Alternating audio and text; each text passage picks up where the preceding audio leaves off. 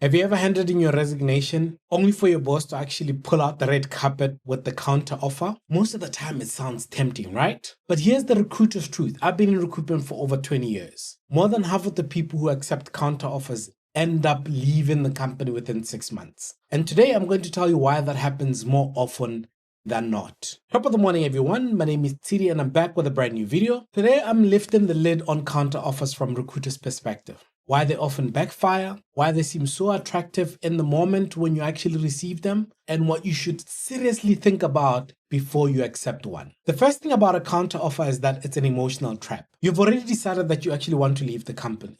You've mentally packed your desk, you've whispered to your friends that you actually will be leaving soon, and then they come in with more money and better packs than you could have ever imagined, and you've been speaking to them for over a year about these things. It feels very flattering, like somebody suddenly, declaring their love when you're about to actually walk out the door. Now, but here's the issue that we always have. The problems that made you want to leave in the first place don't always just disappear because you're going to earn another 10 or 15% more. That's the honest truth that you should think about. And that normally leads to the second reason why counter offers always go wrong. And that is actually trust on both sides, trust on your side as well as trust on the business side. Once you've actually resigned and given your employer that resignation letter, your employer already knows that you are ready to go. You're ready to leave. They might also offer you a sweet deal because one, you've got a project that is very important that you've been working on that they can't afford to actually lose time on, or they're also buying a bit of time until they can actually replace you, or simply because losing you immediately would hurt the business. But in many cases, the relationship has actually changed forever. It's already been destroyed. There's been some trust level that's been eroded. And you've already shown your cards. You've shown them where you stand when it comes to your career in that particular company. And sometimes that means you're no longer in the inner circle when it comes to actually the promotions as well as the long-term opportunities. And here's an experience that I can actually speak to you guys about that I've gone through. I had a candidate, for example, who took a counter offer because the company promised them a lot more responsibilities, something that they had spoken to the company about for months and months. 3 months later, they actually were sidelined on a lot of projects because the management saw them as a flight risk. They figured he's probably here to just keep that money and then run away later. They ended up actually calling me back to say, hey, listen, I know I didn't take the offer that you actually had promised, but now I'm actually slightly in a very awkward space and I'd like to leave again because all the projects that I've been working on have been given to other people. What can I do? Luckily, at the time that this person called me, we were able to find them something else because the role that they initially applied to had already been filled, but we were able to find them something else. The third thing you need to think about is that the real reason for the counter offer. And let's also be honest, most counter offers aren't about how much they value you. They're always about the cost of replacing you. Hiring somebody new can cost up to 150% of your current annual salary when you factor in the recruitment, the training, lost productivity, and all the time that this individual is going to take to actually get to the right space.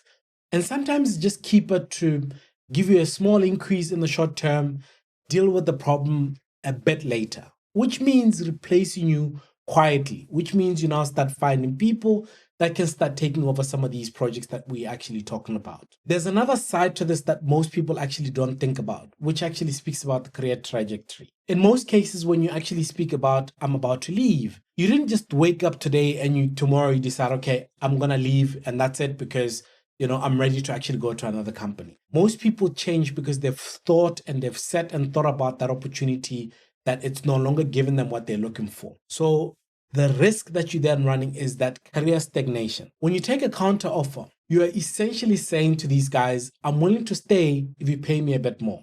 But if your reasons for leaving were about growth, they were about the culture or the leadership style, none of that has actually changed, unless if they actually remove that whole leadership or they change the whole culture. And we all know that it takes about 2 years to actually change a company's culture. Staying can actually delay your progress because you miss out on the opportunities that you actually chase in the first place. The reason why you wanted to actually look for that other job, you're missing out on those because now you're staying in the same role.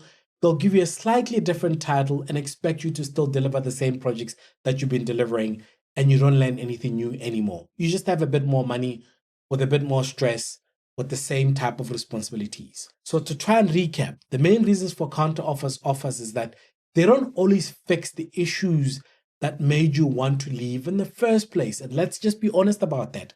That's the one thing about counter offers. They fix the immediate issues for the company, not for you as a candidate. Secondly, they tend to always damage the trust between you and your employer or between you and your manager. So that's why accepting a counter offer in most cases, you're already putting yourself in that very uncomfortable scenario.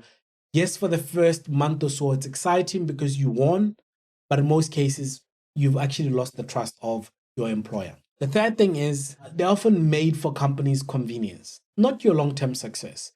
Most counter offers are the pain that the company feels right now versus the pain that you've been feeling for the last 6 months.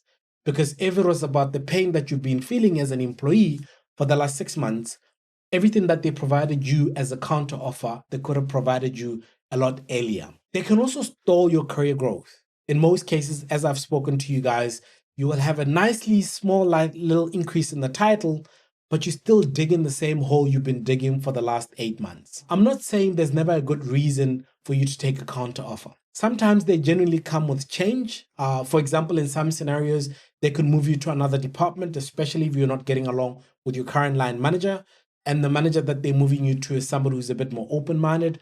That sometimes work. And sometimes the changes that the business has actually been looking for. But most of the time, they're generally a temporary fix for the company and for you as well. And temporary, I mean less than 6 months. So if you are in that position right now, think carefully before actually accepting that counter offer. If you found these tips helpful, don't forget to like, share, and subscribe. And let's talk about this and share some of your stories that you've actually had about counter offers. Until we meet next time, peace.